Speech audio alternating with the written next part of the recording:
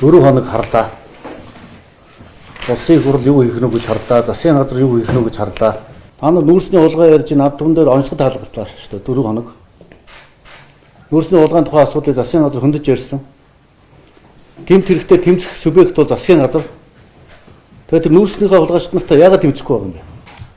Яагаад засгийн газар, яагаад хуулийн хяналтын байгууллага гаргаж ирээд тэр нүүрс сулгаа ярьсан нөхдүүдэд нэрээр нь нэрлэж болохгүй гээ? Энийг яг ард түмэн нэрлэх ёстой юм уу? Эсвэл улс төрийн сонирхолтой нөхдүүд нэг намнах гэж нэрлэх ёстой юм уу? Энийг нэрлэдэг байгууллага бол хуулийн хяналтын байгууллага. Ерөнхий прокуророо хуулийн хяналтынхаа. Энэ гэмт хэрэгтэй тэмцдэг субъект бол засгийн газар. Хууль хүчний хэрэг бүртгэл хийдэг бүх байгууллагууд засгийн газрын мэдэлд ажиллаж байгаа. Та нар тэгээд нүүрсний улгаатай тэмцэхсэн бол яагаад энэ ард түмнийг бухимдуулаад байгаа? Ард түмэн тэмцэж штэ. Та бүхний өмнөөс. Одоо болоо юм биш үү? Ерөнхий прокуророо. Тэр хулгай дэлгэн хийсэн хүмүүс байт юм бол та нар одоо гавлаад аваад яв. Ерөнхий прокурор. Та нар тэр их мэдл чинь байж байгаа. Жирийн нэг иргэн болохоор одоо порттой нүүс ачаад явахаар бариад тогтоочтой юм билээ. Та нар энэ бүхэл бүтэн нүгэр сулгаалчихсан юм хүмүүс хэрвээ байгаа гэж үзээд тэр нь тогтоогдож байгаа та нар яагаад эдэртэйгээ хариуцлах тооцохгүй байгаа хуулийн өрөөнд? Тэр эргэтэн дархтнууд чи их хурлчин суучаад та нар шалгуулахгүйгээд хэвлэл мэдээлэлээр мөнгө тараагаад өөрсдөө аргалаад хамгаалаад ингэж байгаа бол та нар тэр бүрэн эрхийн төтгөлзүүлээч одоо их хурл руу оруулж. Ерөнхий прокурор тийм эрх та нарт байгаа. Тэгээ ард түмэн хараг.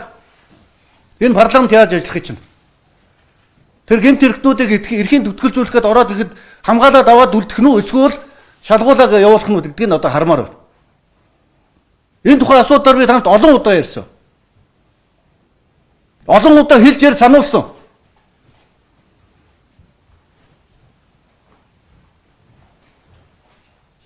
Одоо энэ байдал чинь даймжраад бүр онц байдал тогтоох тухай асуудлыг та нар ярьж байгаа.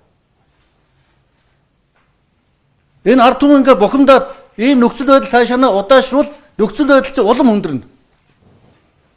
Ард түмэн ажиллаа хийх шаардсан танаас тийм ээ. Их хурл ажиллаа хий. Засгийн газар ажиллаа хийх шаардсан. А тэгвэл өнөөдөр та нарыг огцор гэж шаардаж эхэлж байна. Яагаад гэвэл та нар ажиллаа хийхгүй, хариуцлага тооцохгүй, ард түмнэр таавар таалгуулад хийх ёстой юм хийхгүй учраас ард түмэн өнөөдөр та нарыг огцор гэсэн тухай асуудал ярьж эхэлж байгаа. Энэ бол ардчилсан Монгол улс шүү. Энийг битээ мартаарай. Энэ бол сонгуулиар асуудлаа шийддэг Монгол улс. Тэрнээс биш хүчлэлээр шийддэг улс орн биш. Хэн нэгэн хүний дур зургаар удирддаг улс орн биш. Энэ бол сонгуулиар асуудлаа шийддэг ард түмэн. Тийм учраас та бүхэн энэ асуудлыг яаралтай шийдэж чадахгүй бол энэ засгийн газар улсын их хурлын хувь заяаны тухай асуудал яригдах байх шүү. Би энийг харин хэлчихье. Та нар ажиллаа хийж чадахгүй бол дахин ард түмэн сонголтоо хийж төр засгаа эмхлэн байгуулах тэр боломжийг олох цаг ирж магадгүй шүү. Тэр цаг ойрхон хаяанд ирсэн байна. Зүрх сэтгэлээр энэ хулгай дээрэмтэй чинь тэмцээг ард түмнээр нягтарч байгаа. Энэ бол сайн үйл хэрэг. Энийг Монгол улсын ерөнхийлөгч төрийн тэргүүн ард түмнээс сонгогдсон төрийн тэргүүний хувьд би ард түмнийхээ хатуу зогсно. Энийг би харин хэлчихье. Би албан тушаалтыг хамгаалахгүй шүү. Та нэг жил гаруй харж явлаа ерөнхийлөгч. Ерөнхийлөгч засгийн газрын дээр засгийн газрын янз бүрийн асуудалтай би хориг тавилгүй жил гаруй явсан. Ажлаа хийг. Хүнд хэцүү цаг үед ажиллаж байна. Асуудлаа шийдэг. Ийм үүдээс төрийн тэргүүн хандсан. Одоо бол үгүй шүү.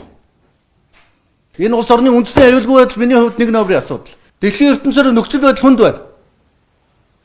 Бүх улс орнууд үний өсөлттэй ард түмнээрээ бухимдсан, амьдралын өртөг зардал ихсчихсэн. Дэлхийгээр бухимдалтай байгаа. Түүний адил монголчууд бид нар бас бухимдалтай байна. Та нар шалтгааллах юм би, шалтгааллахгүй юм бас байгаа. Тэрийг бас ард түмэн ялгаж салгаж ойлгоно. Тийм учраас одоо та нар ажилдаа орцгоо. Тэр эрх мэдэлтэнгүүтэйгээ хариуцлага тооц.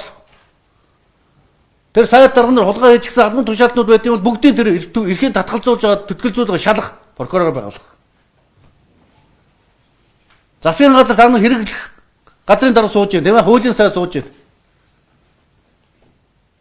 Та нар гэмт хэрэгтэй тэмцэх ёстой хүмүүс шүү.